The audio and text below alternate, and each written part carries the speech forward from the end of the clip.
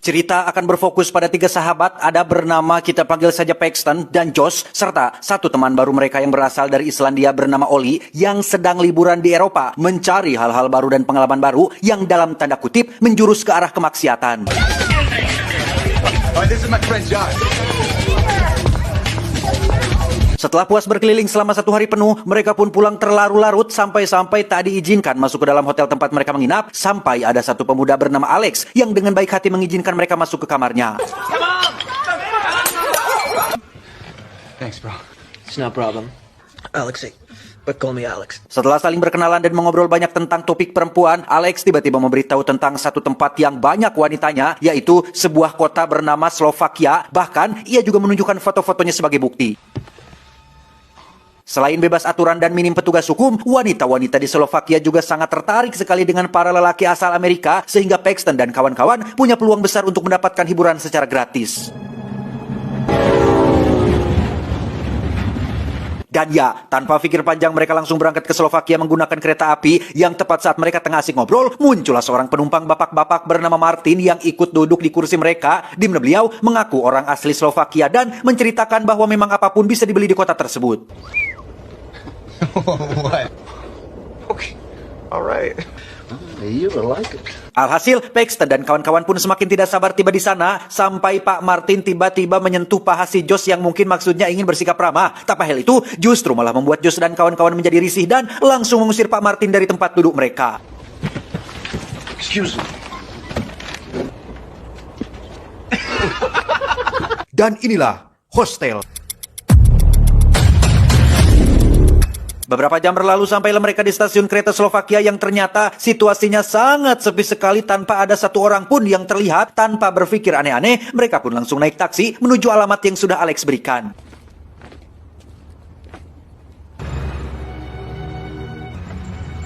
We can visit some factories. Setibanya di lokasi yang menjadi pusat kotanya Slovakia, Paxton dan kawan-kawan langsung check-in di sebuah hotel yang kebanyakan dihuni oleh perempuan, yang tepat saat malam hari ketika mereka mengunjungi nightclub paling terkenal. Di situ ada 2 wanita yang tinggal di hotel yang sama, yaitu Natalia dan Stephanie, yang karena Josh mengidap penyakit asma, ia pun memutuskan untuk keluar setelah menghirup banyak asap di dalam nightclub tersebut. I mean, I'm totally over, but I'll be back. Okay? Saat itulah muncul gerombolan anak kecil membawa pemukul yang bermaksud memalak Josh, di mana Pak Martin tiba-tiba datang dan memberikan mereka uang, lantas menjelaskan kepada Josh bahwa jangan pernah meremehkan anak-anak kecil di Slovakia karena mereka sangat berbahaya. Berikanlah anak-anak kecil itu uang, maka mereka akan langsung pergi, apalagi jika Josh punya sejumlah permen, mereka lebih menyukainya. Hey, Josh!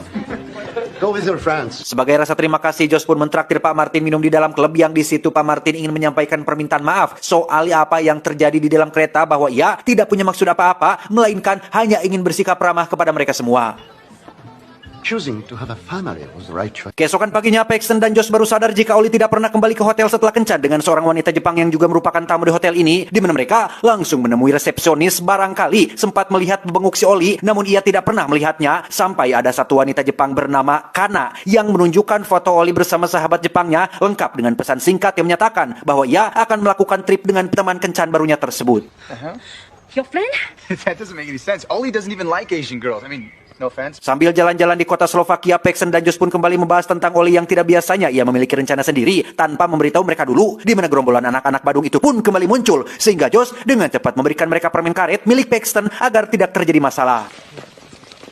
Hey, Ollie! Dan ya, Paxton dan Josh pun mengenali jaket yang biasa Ollie pakai, di mana mereka berdua mengikuti orang itu sampai masuk ke dalam tempat wisata bernama Museum Penyiksaan yang berisikan berbagai alat siksa bersejarah, yang seperti sudah bisa Anda tebak, orang yang mereka kejar bukanlah si Ollie, melainkan orang lain yang mengklaim itu jaketnya dan pergi begitu saja tanpa menjelaskan dari mana ia mendapatkan jaket tersebut.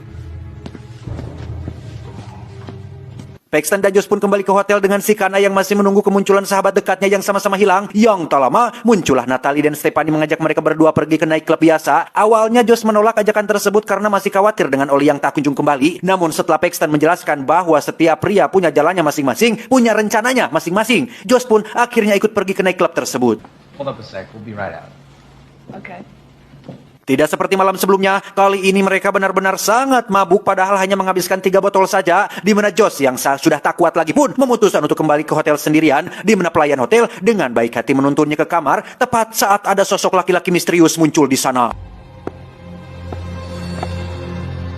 Paxton sendiri terlihat masih berada di nightclub bersama dengan Natalie dan Stefan yang tampak sibuk sendiri berbincang dengan bahasa mereka. Sama seperti Josh, Paxton pun mulai merasa pusing dan seakan mabuk berat sehingga ia memutuskan pergi ke toilet sampai tak sengaja tertidur pulas.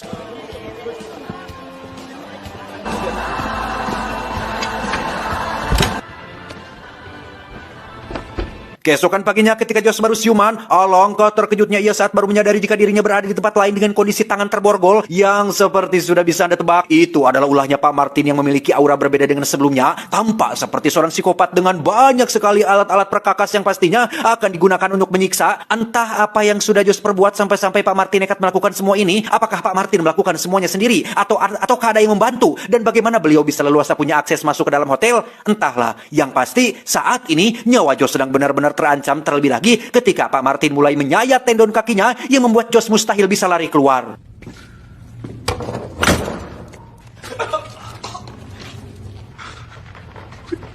Please just let me go.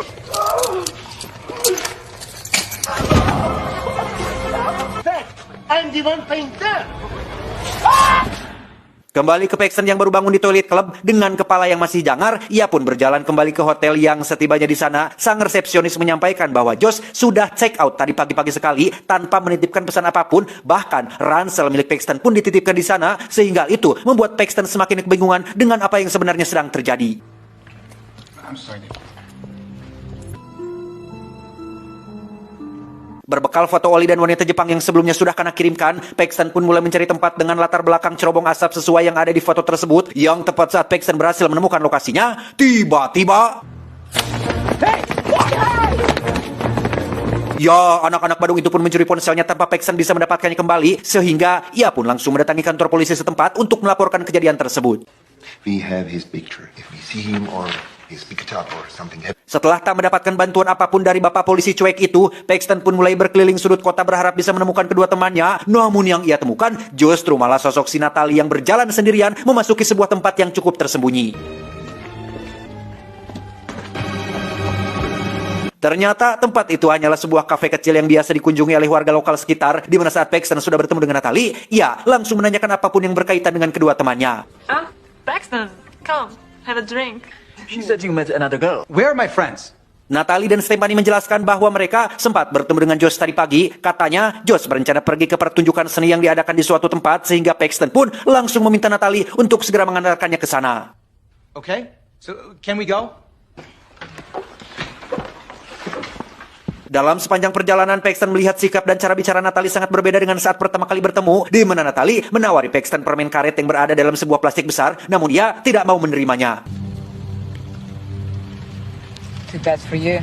Beberapa saat kemudian sampailah Paxton di lokasi pabrik bekas yang katanya menjadi tempat pameran seni. Sekilas tak meyakinkan, tapi memang banyak sekali orang-orang penting lalu lalang, termasuk satu pria Jepang yang nampaknya orang yang cukup berpengaruh di negaranya, baru saja selesai keluar dari pabrik tersebut dengan Paxton yang bertanya tentang bagaimana kondisi di dalam Pak. Si Om Jepang itu pun menjawab, hati-hatilah anak muda, kau bisa menghabiskan banyak uang di dalam sana. Natalie langsung mengajak Paxton ke dalam tanpa perlu bayar tiket setelah sang penjaga mengatakan bahwa semuanya gratis khusus untuk Paxton. Entah apa alasannya, yang jelas kondisi bangunan tersebut benar-benar tak terurus dan sekilas memang sangat tidak mungkin sekali ada sebuah acara pameran seni di tempat seperti itu. Namun demi sahabatnya, Paxton tetap masuk ke sana bersama dengan Natalie yang terus mendampinginya.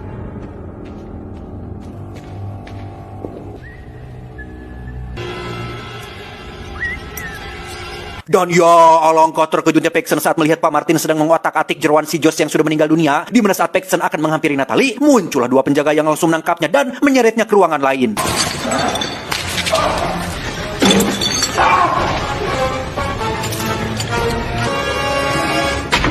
Disinilah Paxton sekarang terikat di dalam sebuah ruangan persis seperti yang dialami oleh Josh, di mana seorang pria botak memakai masker pun terlihat tak sabar ingin menyiksa Paxton, bahkan beberapa kali sempat mengacung-acungkan benda tajam untuk membuat Paxton ketakutan, yang dalam momen seperti ini, para korban selalu saja menangis dan menunjukkan ketakutannya sehingga membuat si penjahat akan semakin senang. Hal itu mungkin sangat wajar terjadi, karena kita sendiri pun akan mungkin akan melakukan hal yang sama saat berada dalam posisi seperti itu, tapi setidaknya cobalah untuk tetap tegar tanpa perlu menyek-menyek dan terlihat lemah, sehingga mungkin penjahat pun akan bertanya-tanya dan segan untuk menyakitinya.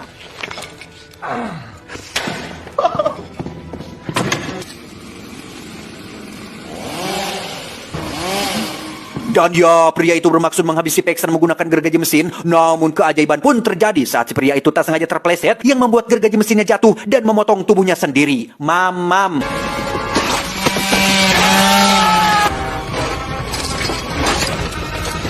Untuk mengelabui penjaga, Paxton pura-pura kembali ke posisinya sehingga saat si penjaga masuk, Paxton langsung mengambil pistol milik si pria dan menggunakan topeng ala psikopat, Paxton pun keluar dari ruangan tersebut tepat saat 3 penjaga datang, sehingga ia pun dengan cepat masuk ke ruangan lain yang merupakan tempat disimpannya mayat-mayat yang baru dieksekusi.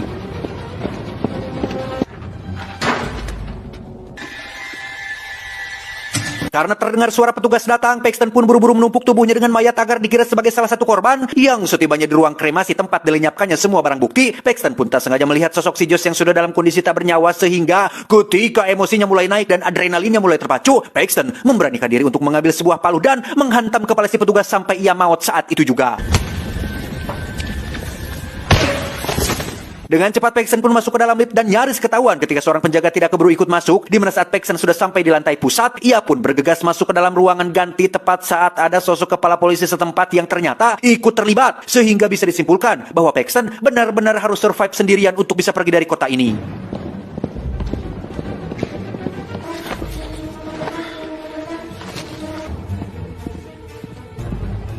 Saat Paxton sudah selesai ganti baju, itulah muncul seorang pria yang tiada lain adalah salah satu tamu yang sengaja datang ke tempat ini. Melalui pria itu pula lah akhirnya terungkap bahwa tempat ini dikelola oleh semacam organisasi rahasia yang menyediakan jasa pelampiasan hawa nafsu. Secara garis besar, mereka memiliki jaringan terselubung yang memiliki tugas untuk mencari dan menculik para korban untuk disiapkan kepada para kliennya. They told me they lined up something real special. I've been waiting for almost a week. Pertanyaannya, memangnya ada orang yang mau buang-buang duit hanya untuk bisa melihat orang lain menderita? Jawabannya, tentu saja ada. Para klien tentunya bukan orang sembarangan. Mereka adalah orang-orang kaya yang cukup berpengaruh dan punya jabatan seperti contohnya pria ini yang merupakan seorang direktur perusahaan farmasi yang ingin mendapatkan pengalaman baru dan merasakan sensasi yang belum pernah ia dapatkan sebelumnya. This is something you never forget, right? Terlepas dari tindakan mereka yang mirip psikopat, kita tidak bisa mencap mereka semua sama karena sebagian klien, contohnya pria ini, berani membayar mahal keanggotaannya karena berawal dari rasa penasaran, terlalu mengikuti hawa nafsunya sampai-sampai mengantarkannya kepada tindakan brutal seperti ini, sehingga ini menjadi bukti bahwa agama sangatlah penting. Agama mengatur semuanya, termasuk membantu kita untuk bisa membedakan mana yang baik dan mana yang boleh dilakukan dan mana yang tidak, serta membantu kita untuk mengendalikan hawa nafsu agar bisa menggunakan harta dan rezeki sebaik mungkin, bukan untuk dipergunakan kepada hal-hal yang sia-sia seperti ini. I mean, did you do it real slow? Or did you just... Dengan adrenalin yang masih tinggi, pria ini pun menunjukkan tato anjing pada lengannya yang menjadi tanda anggota organisasi. Di mana saat si pria memaksa Paxton menunjukkan tatonya, terdengarlah ketukan dari si penjaga yang memanggil si pria untuk melakukan debut pertamanya. Get it over with. But now I'm thinking maybe because I want to feel it. Make it quick. Make it quick. Tak lama setelah si pria pergi, Paxton pun mengambil pistolnya dan kabur melalui jalan belakang. Yang tepat saat Paxton akan kabur menggunakan mobil yang sama dengan yang mengantarkannya, terdengarlah suara teriakan perempuan yang membuat Paxton kasihan dan memutuskan untuk menyelamatkannya.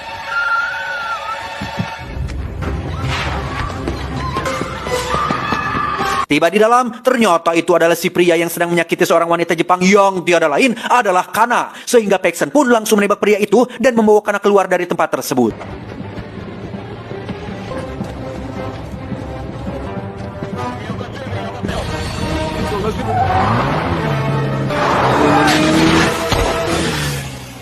Sesampainya di kota, Paxton pun terhenti saat ada sebuah mobil parkir sembarangan. Yang ketika mobil itu pindah, alangkah terkejutnya Paxton saat melihat bebenguk Natalie, Stephanie, dan Alex sedang mengobrol bersama tertawa-tawa di tengah jalan. Sehingga bisa disimpulkan bahwa mereka adalah bagian dari organisasi yang dibayar mahal untuk mencari dan menculik para korban. Yang tanpa pikir panjang, Paxton langsung menginjak gas mobilnya sehingga...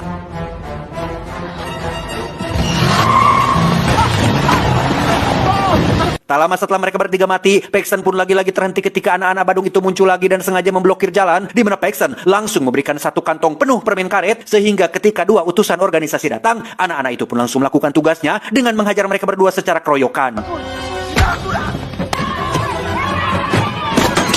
Tiba di jalan raya, Paxton kembali harus memutar otak setelah para polisi ditugaskan untuk merazia setiap pengendara yang lewat, yang karena tidak punya peluang untuk bisa lolos, Paxton dan Kana pun keluar dari mobil untuk kabur melalui jalur perhutanan.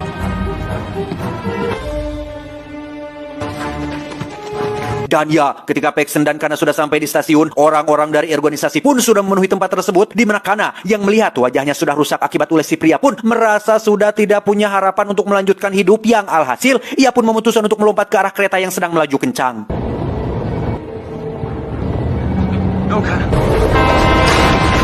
Paxton berhasil memanfaatkan kelengahan para penjaga untuk naik ke salah satu kereta sehingga ia akhirnya bisa bernapas lega setelah pergi meninggalkan tempat mengerikan tersebut.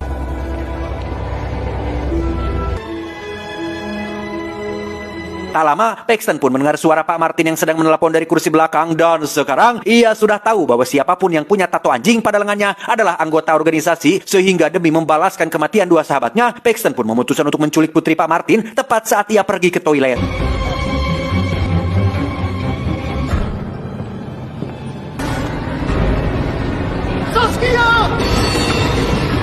Tamat ending yang cukup membagongkan. Pesan yang bisa kita ambil dari film ini adalah musuh terbesar manusia adalah hawa nafsu. Siapa yang mengalahkannya, dialah yang akan menang.